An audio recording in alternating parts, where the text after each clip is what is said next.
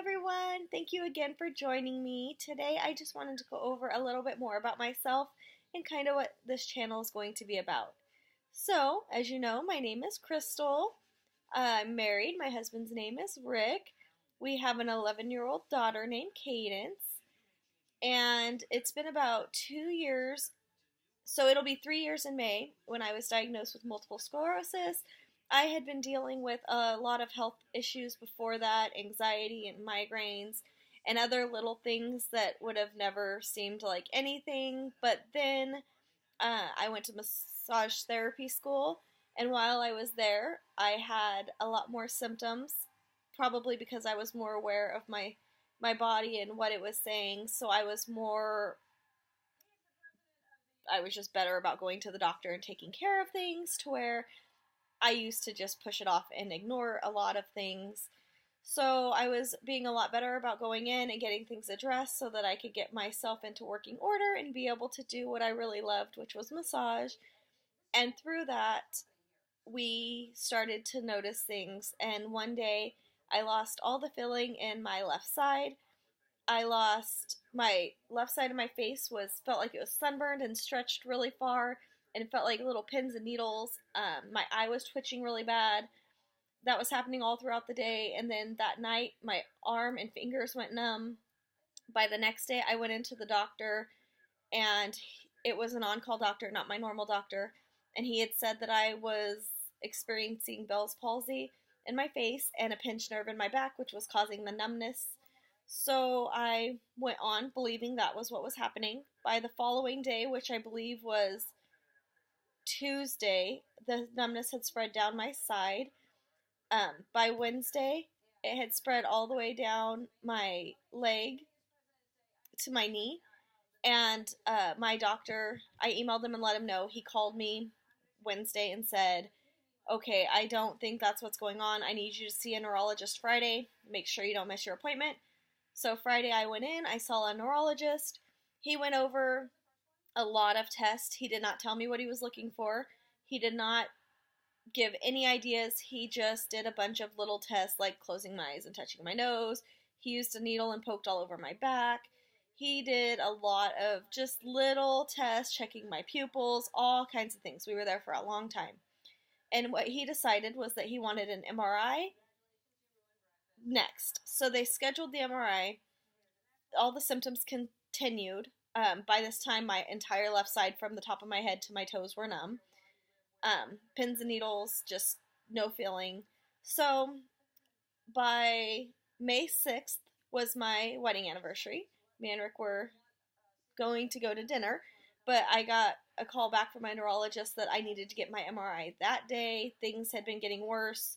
So for our anniversary, Rick's boss, who was an amazing man, drove him down to Sacramento, where I was already at, so that he could drive me home, because they were going to give me some medicine that they weren't sure I could drive on for the MRI. So he got a ride down there so he could drive me home. We spent our anniversary at Kaiser in Sacramento getting tests done. So that was on the 6th. On the 7th, I went to school down in Sacramento, and I got an email from my doctor, who had stated, or my neurologist, who had stated that my voicemail box was full and that my MRI had come back abnormal, and that they found swelling around my brain secondary to, they found lesions, multiple lesions on my brain secondary to swelling around my brain. And I didn't know what they were testing for still, so I had no idea what he was talking about. I was super, super, super blessed that my mentor at school was, unfortunately, her mother had MS, so she knew exactly what they were talking about. She knew what they were referencing. She knew what they had been looking for. So she was able to kind of help me decipher the email. Another thing that he said was that we needed to do more testing.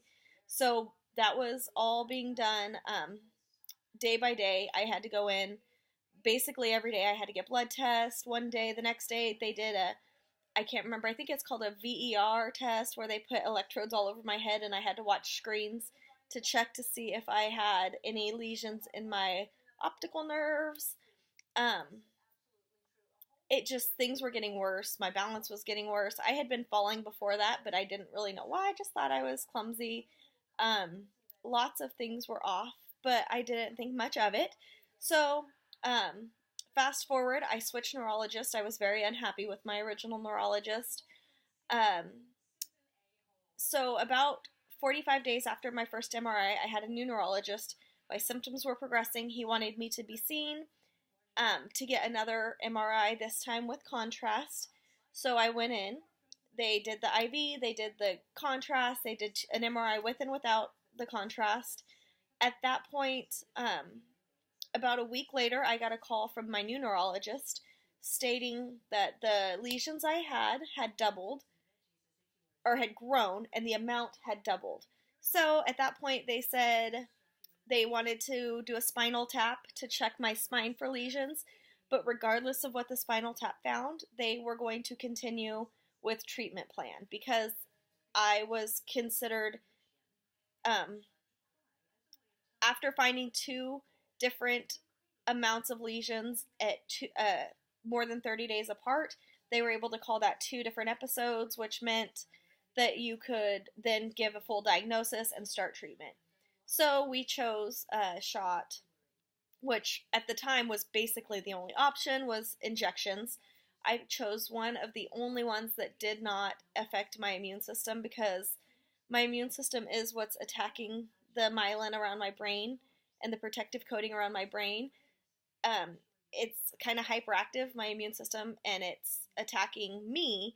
But on the flip side of that, it's kind of attacking all the bad stuff too. So I'm not catching as many colds. I'm not getting the things that Cadence brings home from school, which is kind of nice. I mean, it's a bittersweet type thing. Got to look for the good with the bad.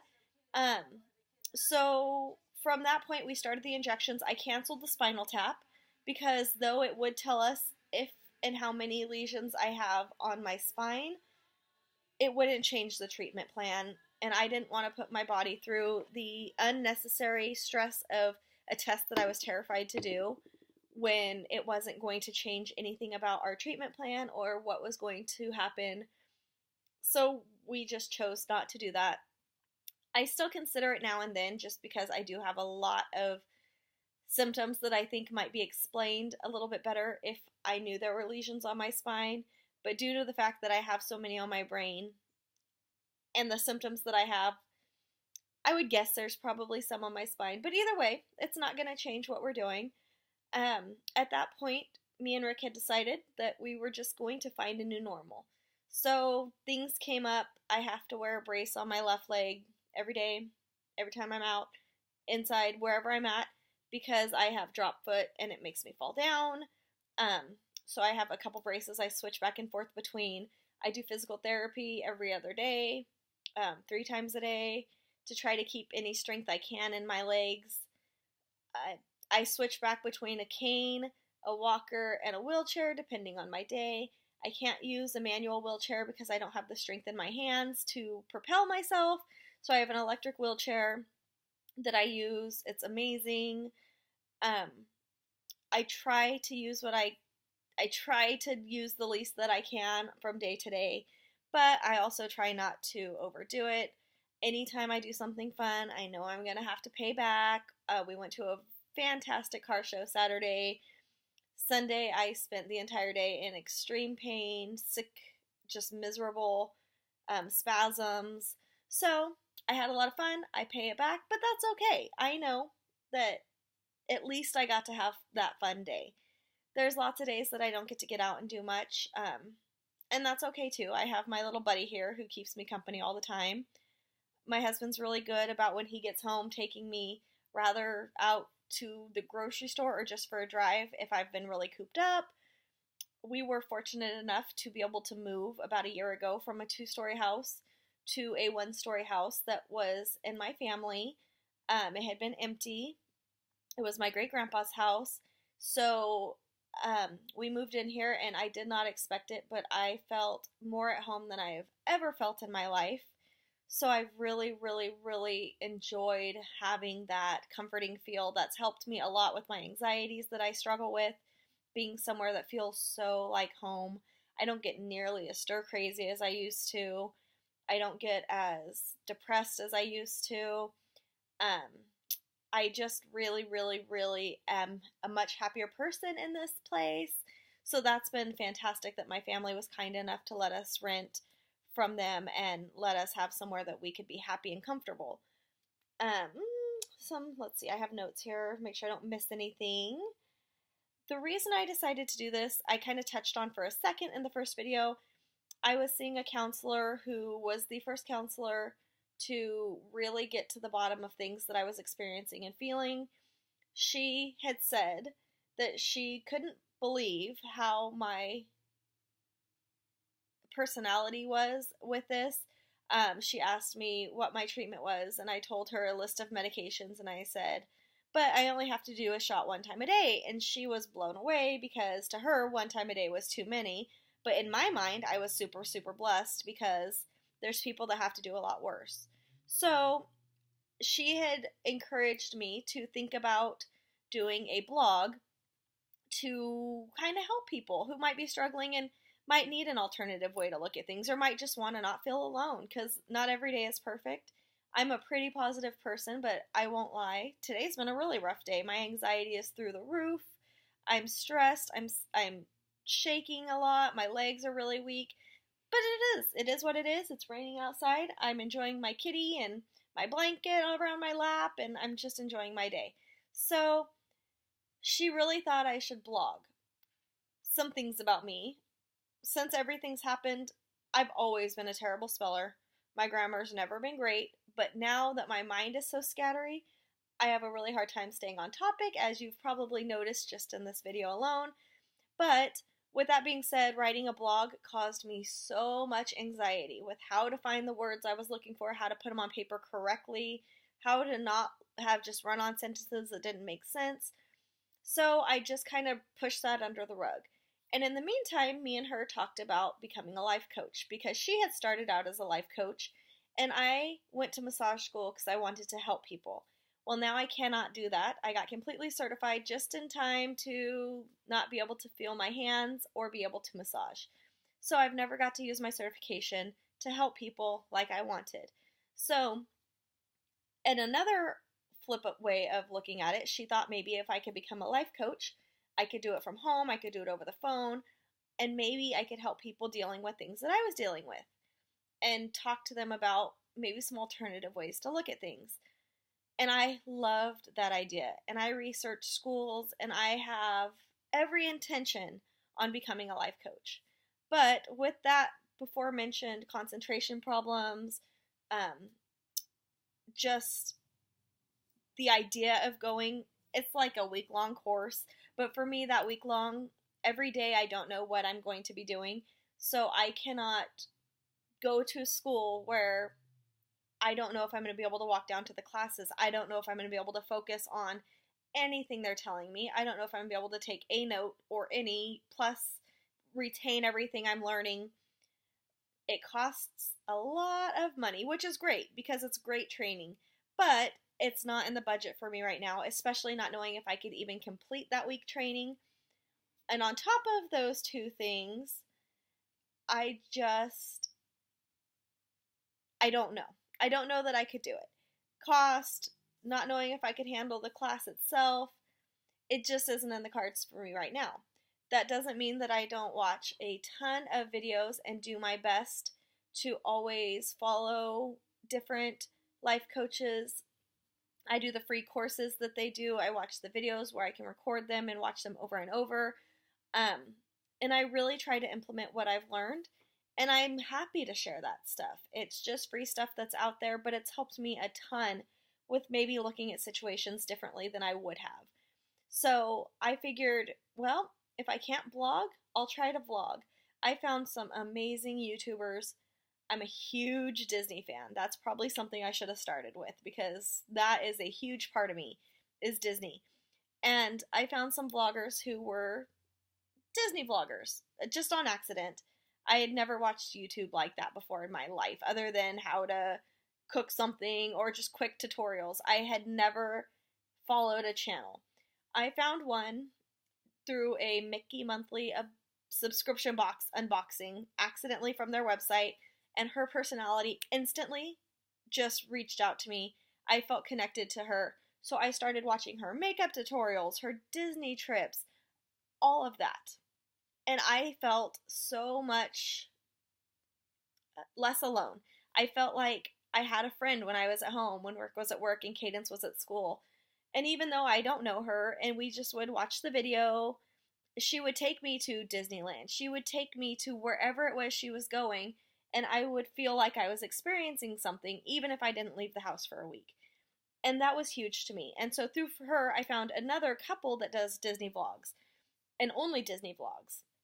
And I started watching them, and through them I found some more and some more. And then I just really loved the inspirational feeling I got from every single person I followed. And granted, that's only like 5 people, but their content always uplifts me when I'm having really bad anxiety. I'll watch their videos. It was a huge life changer for me. So then something clicked in my head. Well, if I can't write what I'm feeling, maybe I can talk about it, because they've helped me so much by talking and sharing experiences. So maybe if I can even touch one person's life, that's what I want to do. And I apologize, this video is going longer than I had meant to, but I really wanted to give you a taste of who I am early so that you kind of know what this channel is going to be about. I intend to post hopefully multiple times a week. I don't know that I can do daily because, like I said, some days are good, some days I'm not able to function enough to sit and have a conversation with you guys. So I will do the best I can to post good, bad, and in between.